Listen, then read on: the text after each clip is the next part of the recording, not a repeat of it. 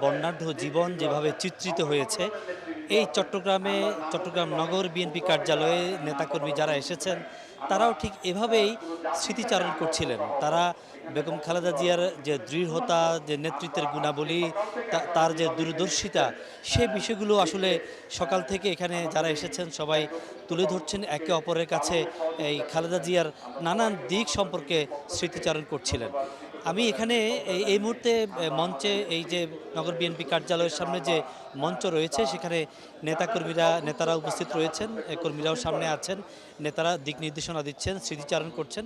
এই মুহূর্তে চট্টগ্রাম নগর বিএনপির সদস্য সচিব নাজিমুর রহমান নেতাকর্মীদের উদ্দেশ্যে বিভিন্ন দিক নির্দেশনা দিচ্ছেন। আগামীকালকে বেগম খালেদা জিয়ার যে জানাজা ঢাকায় মানিক মিয়া এভিনিউতে, সেখানে কিভাবে যাবেন এবং সেখান থেকে কিভাবে ফিরবেন, সে বিষয়গুলো নিয়ে বিভিন্ন তথ্য দিচ্ছেন, দিক নির্দেশনা দিচ্ছেন।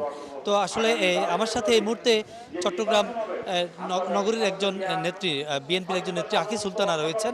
আমরা তাকে সাথে রাখার এই মুহূর্তে কারণটা হচ্ছে, সকাল থেকে এখানে যারা এসেছেন তারা সবাই দুঃখ প্রকাশ করছেন, শোক সন্তপ্ত সবাই।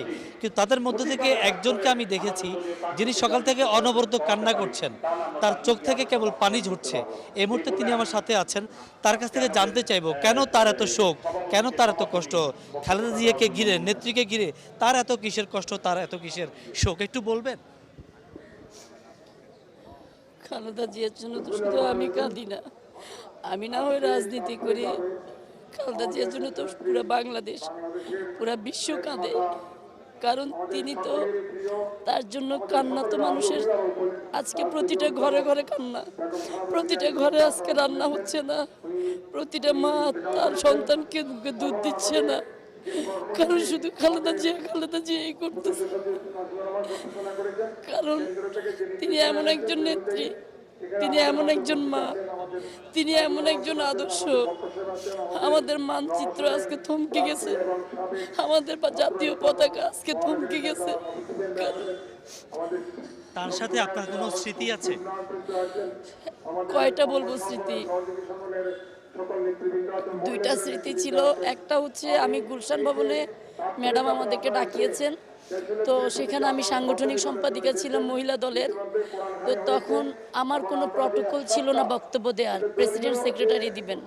তো আমি যেহেতু লেখালেখি করি, আমি যেহেতু লেখক, আমার সেক্রেটারি শিরিনাপা বললেন যে কি, আখি চিটং থেকে কাঁচপুর থেকে হেঁটে হেঁটে এত দূরে এসে গাড়ি পায়নি, তো ও আপনাকে একটা বই উপহার দিবে, ওর লেখা, নিজের লেখা। তো ম্যাডাম হাত ইশারা দিব, আসো আসো আসো, এভাবে বলতে বলতে তখন করলো কি, ম্যাডাম আমাকে ডাকলেন, ডেকে ম্যাডাম আমাকে বললেন যে কেমন আছো, গুলশান ভবন আমাদের সেমিনারে, কেমন আছো?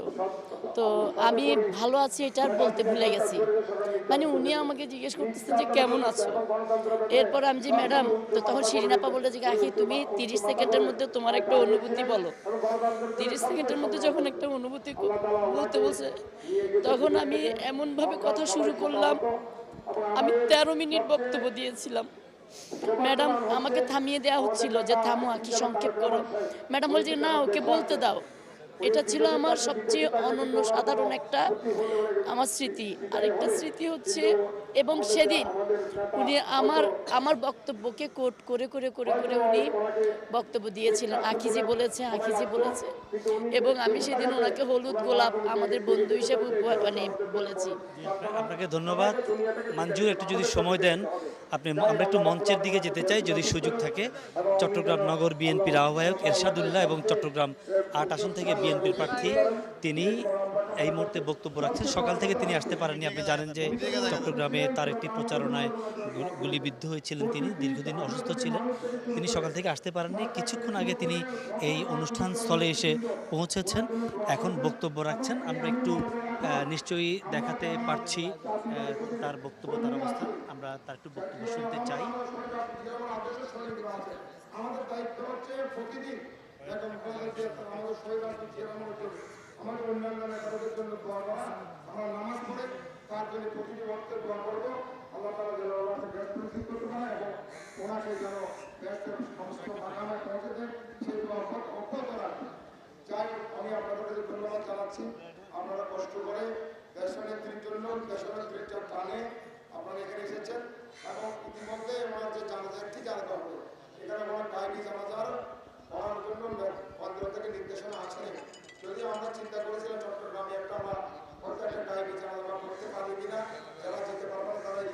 করতে পারবেন কিনা, কিন্তু ঢাকা থেকে কেন্দ্র থেকে আমাদেরকে বলেছেন একটি জানাজা হবে, আপনারা সহযোগে এবং যেহেতু অল্প সময়ের মধ্যে আপনারা যাবেন এবং ইতিমধ্যে কিছু ট্রেনের ব্যবস্থা করা হয়েছে, আপনারা যারা এই ট্রেনের সুযোগ নিতে পারবেন আপনারা আমাদের দপ্তরের সাথে বিশেষ করে খাজার এবং ভবনের সাথে যোগাযোগ করবেন, আমাদের সঙ্গে যোগাযোগ করতে পারেন এবং আমরা ইনশাআল্লাহ কালকে সকালে পরে আমরা চলে যাব এবং আমরা আশা করি শহীদ রাষ্ট্রপতি জিয়া রহমানের জানাজা যেরকম বাংলাদেশের বৃহৎ একটা জানাজা হয়েছিল এবং হাদি মারা যাওয়ার পর হাদির জানাজা, শহীদ হাদির জানাজা যেরকম বৃহৎ হয়েছে, বেগম খালেদার তার চেয়ে আরও বেশি বৃহৎ আকার হবে বলে আমরা আশা করি।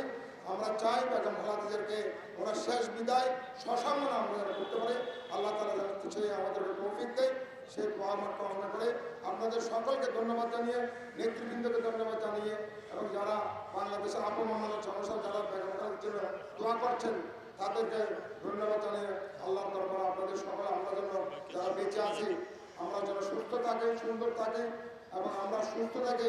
গণতন্ত্রের জন্য যে সংগ্রাম বেগম খালেদা করেছেন, শহীদ রাষ্ট্রপতি জিয়া রহমান করেছেন, আমাদের একটি জন্য তারুণ্য তারেক রহমান সাহেব যে সংগ্রাম করেছেন যাচ্ছেন গণতন্ত্রের জন্য, সেই সংগ্রাম আমরা অবশ্যই অব্যাহত রাখবো এবং গণতন্ত্রের জন্য আমাদের যে পন্থা সেটা আমরা এগিয়ে যাবো। গণতন্ত্র আমরা ইনশাআল্লাহ বাংলাদেশের শক্তিশালী বললে জায়গা করে দেবে আমার গায়ের উপর দিয়ে আমাদের সকলকে ধন্যবাদ জানিয়ে তো নতুন এবং ফিরে আসা গ্রাহকদের জন্য নগদে চলছে ক্যাশব্যাক সহ প্রতিদিন হাজারো উপহার জেতার সুযোগ। হবে আশা আর ফেরা, সারপ্রাইজ সেরা।